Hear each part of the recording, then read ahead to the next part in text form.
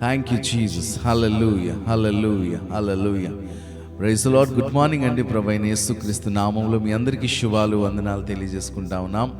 చాలా బిజీ టైంలో మనం దేవుని సన్నిధిలో కూర్చోవడం కష్టమే. చాలామంది క్రిస్మస్ సీజన్లో అనేక రకాల మీటింగ్స్లో బిజీగా ఉంటా ఉన్నారు అని ఉదయకాల సమయంలో దేవునికి కనీసం ఒక హాఫ్ అన్ అవర్ అయినా, ఒక 1 hour లోపు మనం అందరం కలిసి దేవుని స్తుతించాలని నా ఆశ అండి. దేవునితో గడపాలి. ఎందుకంటే ఈ సంవత్సరం అంతా కాచి కాపాడిన దేవునికి మనమేమి ఇవ్వలేము. దేవుని సన్నిధిలో మనం కృతజ్ఞతాస్తుతులు మాత్రమే చెల్లించగలము. మరి మీ అందరికీ తెలిసినటువంటి పాట నేను పాడుతుండగా నాతో పాటు కలిసి మీరు పాడుతూ దేవుని స్తుతించాల్సిందిగా ప్రభుపేట మనవి చేసుకుంటా ఉన్నాను. అలాగే ఈ సమయంలో ప్రార్థన చేసుకొని మనము దేవుని స్తుతించడానికి వెళ్ళిపోదాం. ప్రేమ కలిగిన తండ్రి, నీకు వందనాలు. ఉదయకాల సమయంలో నీ సన్నిధిని అనుభవించడానికి మాకిచ్చిన ఈ గొప్ప తరుణమును బట్టి మీకు వందనాలు, వందనాలు, వందనాలు. ఏమిచ్చి రుణం తీర్చుకోగలమయ్యా? అయ్యా, నీవిచ్చిన రక్షణ పాత్రను చేతపట్టి నేను స్తుతిస్తా ఉన్నాం. దేవానికే మహిమ, ఘనత, ప్రభావములు ఆరోపించుకుంటూ నజరేయుడును సర్వశక్తి కలిగిన యేసుక్రీస్తు నామముపేట ఈ ప్రార్థన అడిగి వేడుకొంచున్నాము తండ్రి. ఆమేన్, ఆమేన్, ఆమేన్. హల్లెలూయా, హల్లెలూయా. ఈ ఉదయకాల సమయంలో దేవునితో హృదయపూర్వకంగా ఆత్మతోను సత్యంతోను ఆయన మరి ఆరాధన చేద్దాం, స్తుతిద్దాం, దేవుని నామాన్ని గొప్ప చేద్దాం. హల్లెలూయా. యేసయ్యా వందనాలయ్యా, నీ ప్రేమకు వందనాలయ్యా. యేసయ్యా వందనాలయ్యా, నీ ప్రేమకు వందనాలయ్యా.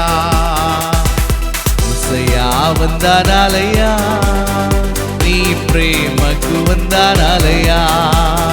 నన్ను రక్షించినందుకు, పోషించినందుకు, కాపాడినందుకు వందనాలయ్యా. నన్ను రక్షించినందుకు, పోషించినందుకు, కాపాడినందుకు వందనాలయ్యా. వందనాలు, వందనాలయ్యా. శతకోటి స్తోత్రాలయ్యా. వందనాలు, వందనాలయ్యా. శతకోటి స్తోత్రాలయ్యా. యేసయ్యా, యేసయ్యా, యేసయ్యా వందనాలయ్యా, నీ ప్రేమకు వందనాలయ్యా. యేసయ్యా వందనాలయ్యా, నీ ప్రేమకు వందనాలయ్యా. నీ కృప చేత నన్ను రక్షించినందుకు వేలాది వందనాలయ్యా. నీ దయచేత శిక్షను తప్పించినందుకు కోట్లాది స్తోత్రాలయ్యా. నీ కృప చేత నన్ను రక్షించినందుకు వేలాది వందనాలయ్యా. నీ దయచేత శిక్షను తప్పించినందుకు కోట్లాది స్తోత్రాలయ్యా. నీ జాలి నాపై కనపరచినందుకు వేలాది వందనాలయ్యా. నీ ప్రేమ నాపై కురిపించినందుకు కోట్లాది స్తోత్రాలయ్యా. నీ జాలి నాపై కనపరచినందుకు వేలాది వందనాలయ్యా. నీ ప్రేమ నాపై కురిపించినందుకు కోట్లాది స్తోత్రాలయ్యా. వందనాలు, వందనాలయ్యా. కోటి స్తోత్రాలయ్యా. శబ్దమాత్రము కలిసి వందనాలు, వందనాలయ్యా. శతకోటి స్తోత్రాలయ్యా. వందనాలు, వందనాలయ్యా. శతకోటి స్తోత్రాలయ్యా. వందనాలు, వందనాలయ్యా. శతకోటి స్తోత్రాలయ్యా. యేసయ్యా, యేసయ్యా, యేసయ్యా వందనాలయ్యా. నీ ప్రేమకు వందనాలయ్యా. ఓ యేసయ్యా వందనాలయ్యా. నీ ప్రేమకు వందనాలయ్యా.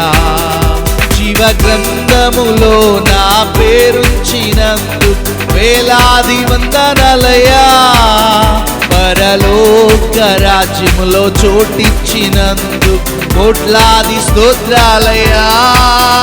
జీవ గ్రంథములో నా పేరుంచినందుకు వేలాది వందనాలయ్యా. కోటించినందుకు కోట్లాది స్తోత్రాలయ్యా. నన్ను నరకము నుండి తప్పించినందుకు వేలాది వందనాలయ్యా. నీ సాక్షిగా ఇలలో నన్నుంచినందుకు కోట్లాది స్తోత్రాలయ్యా. నరకము నుండి తప్పించినందుకు వేలాది వందనాలయ్యా. నీ సాక్షిగా ఇలలో నన్నుంచినందుకు కోట్లాది స్తోత్రాలయ్యా. వందనాలు వందనాలయ్యా, కోటి స్తోత్రాలయ్యా. ఓ వందనాలు వందనాలయ్యా, కోటి స్తోత్రాలయ్యా. యేసయ్యా వందనాలు వందనాలయ్యా, కోటి స్తోత్రాలయ్యా. వందనాలు వందనాలయ్యా, కోటి స్తోత్రాలయ్యా.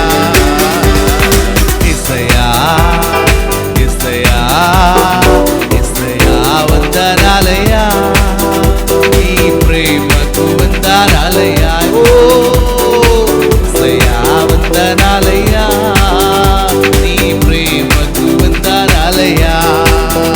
నన్ను రక్షించినందుకు పోషించినందుకు కాపాడినందుకు వందనాలయ్యా.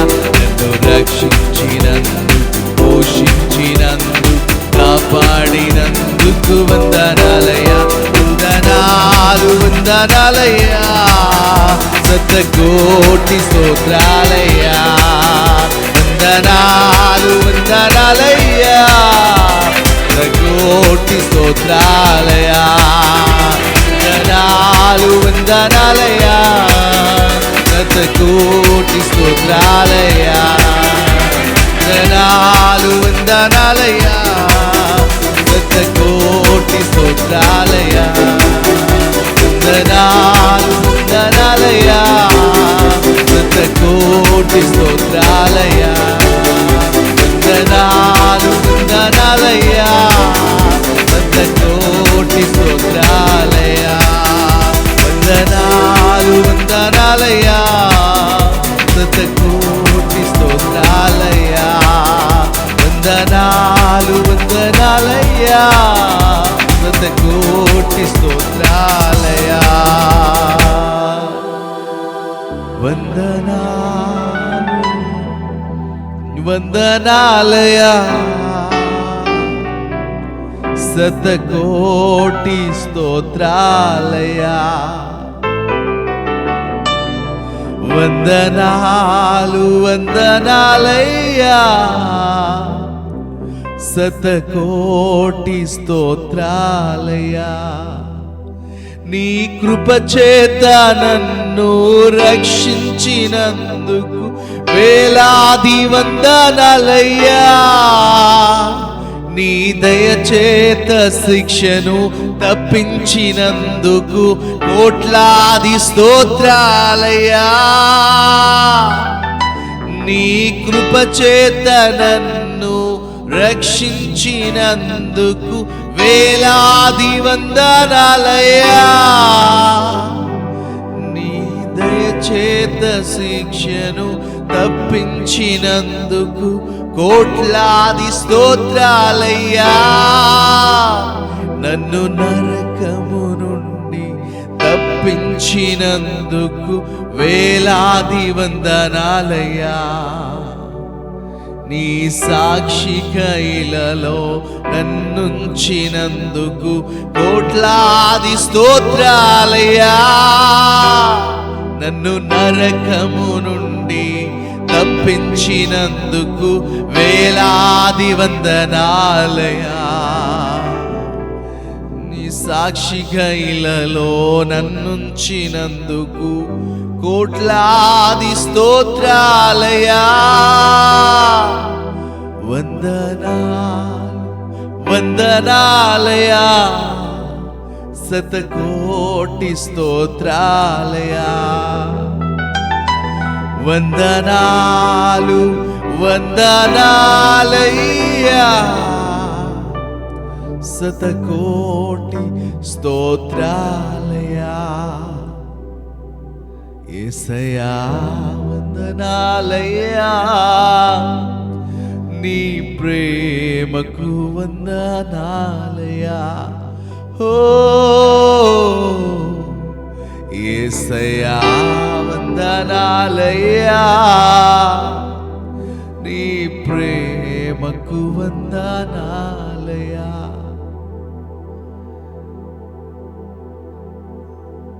నీ ప్రేమకు వందనాలయ్యా.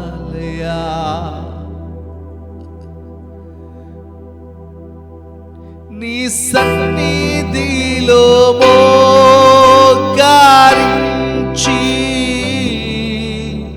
నీ మార్గములో సాగేదా,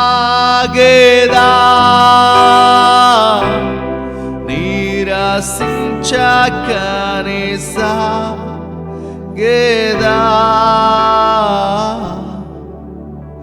నీవేను ధీరుగా, నీ సన్నిధిలో మోకరించి,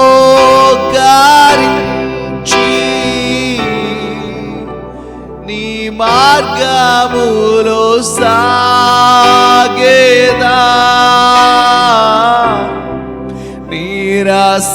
నిరసించకనే సాగేదా. నీవేను ధీరుగా, నిన్నే ప్రేమింతును,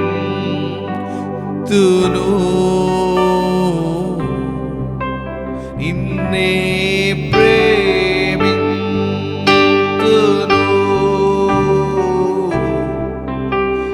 నే ప్రేమింతును.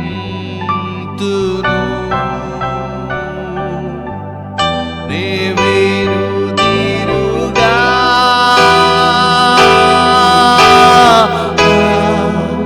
నీ సన్నిధిలో మోకరించి, నీ మార్గములో సాగేదా,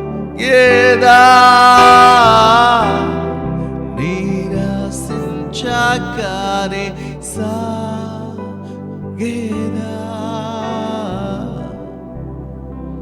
నీవేను ధీరుగా, యేసయ్యా నీ సన్నిధిలో మోకరించి, నీ మార్గములో సాగేదా,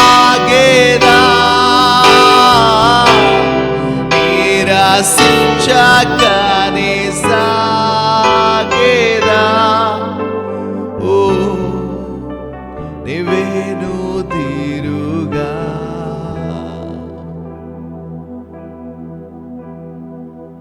నిన్నే పూజింతును,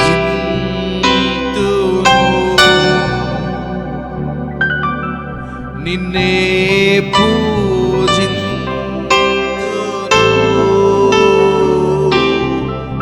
నిన్నే పూజింతును.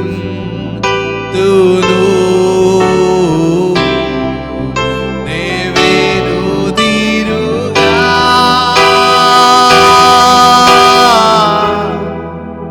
నీ సన్నిధిలో మోకరించి, ఈ మార్గములో సాగేదా, నిరసించకనే సాగేదా. నీవేను ధీరుగా, నీవేను ధీరుగా,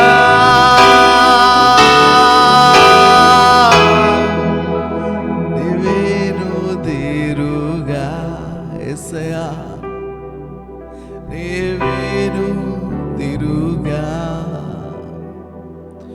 యేసయ్యా నీకు వందనాలు. నీ సన్నిధిలో నిన్ను స్తుతించే భాగ్యమును మాకు ఇచ్చినందుకు వందనాలు. ఉదయకాల సమయంలో నీ ఉన్నతమైన వాక్కు చేత నన్ను మమ్మల్ని బలపరచమని సమస్త మహిమ నీకు మాత్రమే చెల్లిస్తూ నజరేయుడైన సర్వశక్తి కలిగిన యేసుక్రీస్తు నామం పెట్టి ప్రార్థన ఆరాధన సమర్పించి వేడుకొంచున్నాము తండ్రి. ఆమేన్, ఆమేన్, ఆమేన్, ఆమేన్. హల్లెలూయా.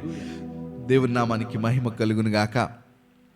ఉదయకాల సమయంలో శ్రేష్టమైన సమయంలోనికి మనం వచ్చి ఉన్నాం.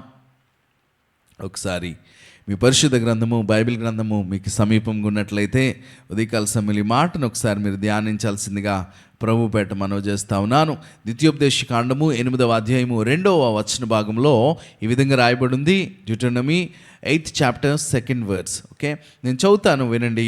మరియు నీవు ఆయన ఆజ్ఞలను గైకొందువో లేదో నిన్ను శోధించి నీ హృదయములో నున్నది తెలుసుకొనుటకు నిన్ను అన్నుచు నిమిత్తమును అరణ్యములో ఈ 40 సంవత్సరములు నీ దేవుడైన యెహోవా నిన్ను విడిపించిన మార్గమంతటిని నిన్ను నడిపించిన మార్గమంతటిని జ్ఞాపకము చేసుకొనుము. హల్లెలూయా.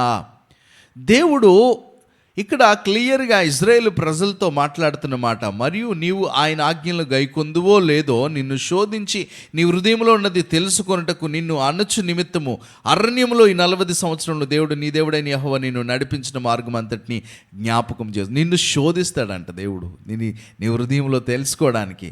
అంటే దేవుడు నిన్ను ఎంతగా ప్రేమిస్తూ ఉన్నాడు గమనించండి. ఇప్పుడు బయట అలా తిరిగిన వాళ్ళనో లేకపోతే నీకు తెలియని వాళ్ళ గురించి నువ్వు ఎప్పుడు పట్టించుకో. నీ ఇంట్లో విషయాలను బట్టి నువ్వు చాలా రెస్పాన్స్ తీసుకుంటావు.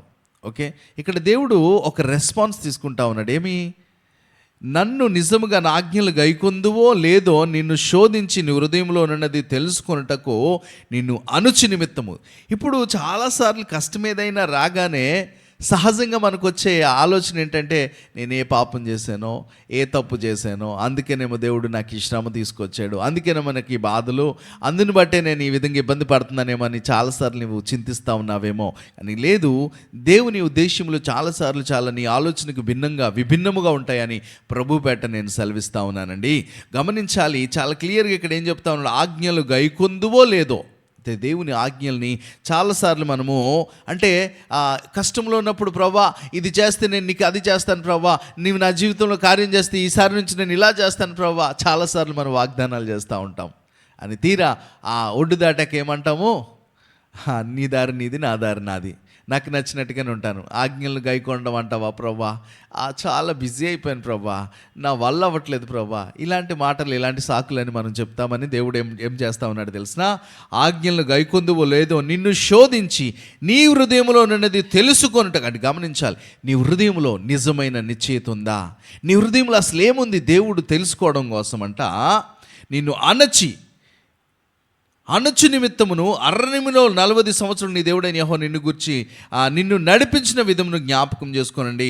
అంటే ఇక్కడ ఇజ్రాయేల్ ప్రజల్ని జ్ఞాపకం చేసుకుంటా ఉన్నాడు. వాళ్ళ యొక్క హృదయ స్థితిని బట్టి దేవుడు చాలాసార్లు వాళ్ళు అనొచ్చడం మనం చూస్తూ ఉన్నాం. అలాగనే వారు ఆ కష్టంలో కూడా దేవుని యొక్క ప్రేమను మీరు గమనించాలి. ఇజ్రాయేల్ ప్రజలు అంత భయంకరమైన ఆ దినాల్లో నడుచుకుంటూ 40 సంవత్సరాలు ట్రావెల్ చేయడం అంటే చిన్న విషయం కాదండి. ఆ ఐగుప్తు దేశం నుంచి ఇజ్రాయెల్ దేశం రావడానికి ఎన్నో రకాల పరిస్థితులు, చుట్టూ అనేక రాజ్యాలు ఉన్నాయి. ఆ రాజ్యాలతో పాటు యుద్ధాలు చేసుకొని ఆ రోడ్డు మీదుగా మేము నడవాలంటే మళ్ళీ దానికి పర్మిషన్స్ ఉండాలి. ఈ దేశం నుంచి ఏ దేశానికి ట్రాన్స్ఫర్ అయ్యి వెళ్తూ ఉన్నారు, మధ్యలో అనేక దేశాలు అడ్డుగా ఉన్నాయి. ఆ దేశం మీదకి వెళ్ళాలి అంటే దానికి పర్మిషన్ తీసుకోవాలి. ఇవన్నీ చాలా రకాల పరిస్థితులు. కానీ దేవుడు ఏం చెప్తా ఉన్నాడు తెలిసిన, నేను మిమ్మల్ని క్షేమంగా తీసుకెళ్తాను వాగ్దానం చేశాడు. ఇంకోటి ఏంటంటే వాళ్ళ హృదయాన్ని తెలుసుకోవడం కోసం వాళ్ళని అనుస్తూ ఉన్నాడంట. అంతేకా అరణ్యంలో 40 సంవత్సరం నీ దేవుడైన యెహోవా నిన్ను నడిపించిన మార్గం అంతటిని జ్ఞాపకం చేసుకోనమని చెప్తా ఉన్నాడు. అంటే నీ జీవితంలో కూడా ఏదైనా కష్టం కలగగానే, ఏదైనా బాధ కలగగానే దేవుడు నీ జీవితంలో నీ హృదయంలో పరిశోధన చేయడం కోసం, నిన్ను తెలుసుకోవడం కోసం, నువ్వు నిజంగా ఆజ్ఞల్ని పాటించగలవా, ఈ కరువులో, ఈ కష్టములో, ఈ ఇబ్బందుల్లో కూడా ఈ దేవుని గట్టిగా పట్టుకోగలవా అని చాలాసార్లు దేవుడు ఎల్లవ్ చేస్తూ ఉంటాడు. ఇక్కడ అనిచే స్థితి వారి మీదకి వస్తూ ఉంది. కానీ దేవుని ఉద్దేశం ఏంటి తెలిసిన, ఇలాంటి పరిస్థితుల్లో నీ హృదయాన్ని దేవుడు టెస్ట్ చేయాలని ఆశపడతా ఉన్నాడు. ప్రియమైన దేవుని బిడ్డ గమనించాలి, ఆయన ఉన్నతమైన దేవుడు, ఆయన ఉన్నతమైన కార్యాలని జీవితంలో జరిగించడానికి దేవుడు ఇష్టపడతా ఉన్నాడు. హల్లెలూయా, హల్లెలూయా. మీరు గమనించినట్లయితే వెరీ క్లియర్. ఇక్కడ ఇంకొక మాట ఏముంది తెలిసినండి, అదే ద్వితీయోపదేశకాండము 4వ మాట ఒకసారి నేను చదువుతానండి. ఆ 40 సంవత్సరంలో నీవు చేసుకొనిన బట్టలు పాతకెళ్ళలేదు, నువ్వు వేసుకొనిన బట్టలు పాతకెళ్ళలేదు, నీ కాలు వాయలేదు. గమనించాలి, చాలా క్లియర్గా ఇక్కడ చెప్తా ఉన్నాడు. ఏంటి తెలిసిన, ఆ 40 సంవత్సరములు కూడా ఆ అరణ్యంలో నడుస్తూ ఉంటారంట. వాళ్ళు వేసుకొనిన బట్టలు పాతకెళ్ళలేదంట. పాతకెళ్ళకపోవడం ఏంటండి? సంవత్సరం రోజులు కంటిన్యూస్గా మనం వేసుకున్న బట్టలు ఉతుక్కొని వేసుకొని అలాగా ఒక 10 రోజులు చేసామనుకోండి, ఒక 2 రోజులు ఉండి మళ్ళీ ఉతికి 2 రోజులు, అలా ఒక నెల రోజులు వాడితే ఆ బట్టలు పాతగిలిపోతాయి, అయిపోతాయి, వాటి లైఫ్ అయిపోతుంది. అలాంటిది ఇక్కడ ఏంటంటే 40 సంవత్సరంలో నీవు వేసుకొనిన బట్టలు పాతగిలలేదు. చూడండి, ఆ ట్రావెల్లో 40 సంవత్సరాలు దేవుడు అద్భుతం ఎలా చేస్తూ ఉన్నాడో, దేవుడు కార్యాలు ఎలా జరుగుతూ ఉన్నాయో. ఈ 40 సంవత్సరాలు వాళ్ళు నడుచుకొని వెళ్తూ ఉంటే బట్టలు కూడా పాతవైపోలేదంట. అంటే ఒక ఫ్రెష్నెస్. ఇది ఎలా సాధ్యమంటే, దేవుడు నీ పక్షమున కార్యాలు చేసినప్పుడు ఇలాంటి అద్భుతాలు నువ్వు చూడగలవు. కాబట్టి నువ్వు చిన్న చిన్న విషయాలను బట్టి నువ్వు చింతించకూడదు, ఈ చిన్న చిన్న విషయాలను బట్టి నువ్వు బాధపడకూడదు, ఈ చిన్న చిన్న విషయాలను బట్టి నువ్వు కృంగిపోకూడదు. చాలాసార్లు మనం ఏమైపోతూ ఉంటామంటే, దేవుడు అద్భుతం చూసినప్పుడేమో దేవునికి స్తోత్రం అంటావు, వెంటనే ఆ కష్టం రాగానే దేవుడే ఉంటే నాకెందుకు ఈ కష్టాలు అంటావు. ఇది గమనించాలి. ఈ యొక్క స్థితిలో నువ్వు మెచ్యూరిటీలోనికి రావాలి, నీ యొక్క పరిపక్వ స్థితిలోనికి నువ్వు రావాల్సిందిగా ప్రభుపేట మనవి చేస్తా ఉన్నా. ప్రియమైన దేవుని బిడ్డ, చాలా క్లియర్గా ఇంకొక మాట అదే ద్వితీయోపదేశకాండము 29:5లో ఈ విధంగా రాయబడింది. నేను చూస్తాను, ఒకసారి చదువుతానండి. నేను మీ దేవుడనైనా యెహోవానని మీరు తెలుసుకున్నట్లు 40 సంవత్సరములు నేను మిమ్మల్ని అరణ్యంలో నడిపించి తిని, మీ బట్టలు ఒంటి మీద పాతగిలిపోలేదు, మీ చెప్పులు కాళ్ళను పాతగిలిపోలేదు. అంటే బట్ట అంట, చెప్పులంట. గమనించండి, 40 సంవత్సరాలు కూడా చెప్పులు కూడా అంటే పాతకెళ్ళలేదంటే గమనించండి. ఒక చిన్న బాబు ఒక 5-10 సంవత్సరాలు, 10 సంవత్సరాలు వేసుకుందాం, 10 సంవత్సరాలు వయసున్న బాబుకి చెప్పులు ఉన్నాయనుకోండి, ఆ చెప్పులు ఆ బాబుకి 40 సంవత్సరాల వరకు కదా ఈ ట్రావెల్. 10 సంవత్సరాల నుంచి గమనించండి, అతనికి 20 సంవత్సరాలు, అతనికి 30 సంవత్సరాలు, అతనికి 40 సంవత్సరాలు, అతనికి 50 సంవత్సరాలు. అంటే 10 సంవత్సరాలు ఉన్న ఒక కుర్రోడు 50 సంవత్సరాల వయసు అంటే గమనించండి ఎలా ఉంటుందో. అంటే ఇప్పుడు చూడండి, మనం ఒక ఊరిలోనో ఒక పట్టణంలోనో అలాగ ఎదుగుతూ ఉంటాం కాబట్టి ఇప్పుడు 50 సంవత్సరాలు వచ్చినండి అతనికి అనేసరికి అమ్మో 50 సంవత్సరాలు అని అనుకుంటాం. కానీ వీళ్ళు ప్రయాణంలో ట్రావెల్లోనే ఒక 10 సంవత్సరాల అబ్బాయి ఉన్నాడంటే అతను నడి వయసు వచ్చేసినట్టే. ఈ నడి వయసులోకి వచ్చేసరికి కూడా చెప్పులు పాతకెళ్ళలేదంట. అంటే అతని కాలుతో పాటు, ఆయన వయసుతో పాటు, ఆయన సైజుతో పాటు ఏమవుతుంది, చెప్పు కూడా ఎన్లార్జ్ అయిపోతూ ఉంది, ఎదిగిపోతూ ఉంది. ఎంత అద్భుతం చూడండి, ఎంత మహత్యం అది. 40 సంవత్సరాలంట వాళ్ళు వేసుకున్న బట్టలు కూడా పాతగా, అంటే బట్టలు కూడా సైజు ఏమవుతూ ఉన్నాయి, మనిషితో పాటు బట్టల సైజు కూడా పెరిగిపోతూ ఉన్నాయి. గమనించాలి, వాళ్ళ బట్టలు పాతకెళ్ళలేదు, వాళ్ళ చెప్పులు కాళ్ళు కూడా పాతకెళ్ళలేదంట. మీ కాళ్ళను పాతగిలిపోలేదు, మీ చెప్పులు మీ కాళ్ళను పాతగిలిపోలేదు. గమనించాలి, ఏవి కూడా పాతగిలకుండా దేవుడు దాన్ని ఏం చేస్తూ ఉన్నాడు, రిఫ్రెష్ చేస్తూ ఉన్నాడు. ఈ 40 సంవత్సరాల్లో ఎండాకాలం ఉంటుంది, వర్షాకాలం ఉంటుంది, ఓకే, శీతాకాలం ఉంటుంది, ఎన్నో రకాల కాలాలు, ఎన్నో రకాల పరిస్థితులు. వాళ్ళు ట్రావెల్ చేస్తున్నప్పుడు తడుస్తారు, ఎండుతారు, నానుతారు, ఓకే, ఇన్ని రకాల పరిస్థితులు. అయితే చూడండి, ఎండకి ఎండి, వానకి తడిచిపోయి అలాగా ఏదైనా బట్ట కానీ ఏదైనా క్లాత్ కానీ మనం బయట పడేసామనుకో, ఒక సంవత్సరం రోజులు అలా బయట పేస్తే ఏమవుతుంది, అది ఆటోమేటిక్గా ఎండిపోయి తడిచిపోయి అది పీకిపోయి ఏమవుతుంది, ఆ నూలు పోగులన్నీ ఊడిపోయి చినిగిపోతుంది. అలాంటిది ఆ బట్ట పాతకెళ్ళలేదంటండి. అంటే దానికి ఏమవుతా ఉంది, రిఫ్రెష్, న్యూ. హల్లెలూయా, దానికి శక్తి కలుగుతా. అంటే ఒక జీవం లేని ఆ షర్ట్కి, ఆ జీవం లేని ఆ చెప్పులకే దేవుడు ఇక్కడ ఆ ఫ్రెష్నెస్ ఇచ్చినప్పుడు, జీవము కలిగిన దేవుని బిడ్డవు కదా నువ్వు, జీవము కలిగిన దేవుని కొరకు దేవుడు నీ కొరకు ప్రాణం పెట్టి కొనుక్కున్నాడు కదా, మరి నిశ్చయంగా నీ ఆరోగ్యాన్ని ఆయన రెన్యూ చేయడం అనుకుంటున్నారా? హల్లెలూయా. ఎందుకు మన మైండ్ సెట్ అక్కడ ఆగిపోతూ ఉన్నాం? 40 రాగానమ్మో షుగర్ బీపీలు వచ్చేస్తాయేమో, అమ్మో 50 రాగానే గుండెపోటు వస్తుందేమో, ఇలాంటి వాటి చేత నువ్వు ఎందుకు భయపడతా ఉన్నావు? ఈ రోజున ఈ ఉదయకాల సమయంలో గమనించాలి, దేవుడు మన పూర్వీకులైన ఇజ్రాయెల్ని నడిపించి, అందుకే జ్ఞాపకం చేసుకుంటాం అంటా ఉన్నాడు. నీవేం చేయాలి తెలిసిన, దేవుని యందు భయభక్తులు కలిగి ఆయన కొరకు నువ్వు జీవించాలి. హల్లెలూయా. అందుకే మొట్టమొదటి మాట ఏంటి తెలిసిన, నీ హృదయం ఎలా ఉందో ఆయన పరిశోధిస్తాడంట. ఆయన నీ హృదయ స్థితిని తెలుసుకుంటా ఉంటాడు. శ్రమ రాగానే నువ్వు ఎలా రియాక్ట్ అవుతా ఉన్నావు, కష్టం రాగానే నువ్వు ఎలా ఆలోచన చేస్తూ ఉన్నావు. ఇక్కడ చాలా క్లియర్గా ఆ యొక్క వస్తువులు ఏవైతే వాళ్ళు వేసుకున్న బట్టలు పాతగెళ్ళలేదంట, చెప్పులు కూడా పాతగెళ్ళలే. అంటే వాటితో పాటు అవి రిఫ్రెష్ అవుతూ ఉన్నాయి.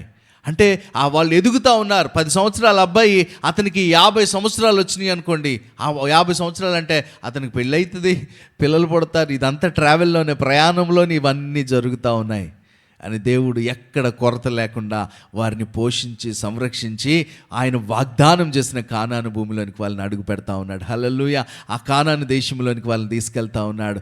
ఇశ్రాయేలు ప్రజల పక్షాన దేవుడు ఇంత చేశాడు. అందుకే వీటిని మీరు జ్ఞాపకం చేసుకోవాలంట. ఎందుకు ఈ మాట చెప్తా ఉన్నాడు? ద్వితీయోపదేశకాండం 8:2 నడిచిన మార్గమంతటిని జ్ఞాపకము చేసుకొనుము. హల్లెలూయా. వీటిలంతటిని మనం ఏం చేయాలంటే జ్ఞాపకం చేసుకోవాలి. దేవుడు ఇంత అద్భుతం చేశాడు కాబట్టి నా జీవితంలో కూడా దేవుడు చేస్తాడంతే. జరగట్లేదని కృంగిపోవద్దు, అలసిపోవద్దు, విసిగిపోవద్దు. ప్రియమైన దేవుని బిడ్డ, యోహాను సువార్త 15వ అధ్యాయము 10వ వచనంలో ఈ విధంగా ఉంది. ఒకసారి నేను చదువుతాను. నేను నా తండ్రి ఆజ్ఞలు గైకొని ఆయన ప్రేమయందు నిలిచి ఉన్న ప్రకారము మీరును నా ఆజ్ఞలను గైకొని ఎడల నా ప్రేమయందు నిలిచి ఉందురు. అంటే తండ్రి ఆజ్ఞల్ని గైకొని ప్రేమయందు ఎవరైతే నిలిచి ఉంటారు, అంటే క్రీస్తు తండ్రి ఆజ్ఞలు గైకుంటా ఉన్నాడు, భూమి మీదకి వచ్చాడు. ఇక్కడ నచ్చినవి చేసుకొని తనకి ఇష్టం వచ్చినట్టుగా తను బ్రతకడానికి ఇష్టపడలా.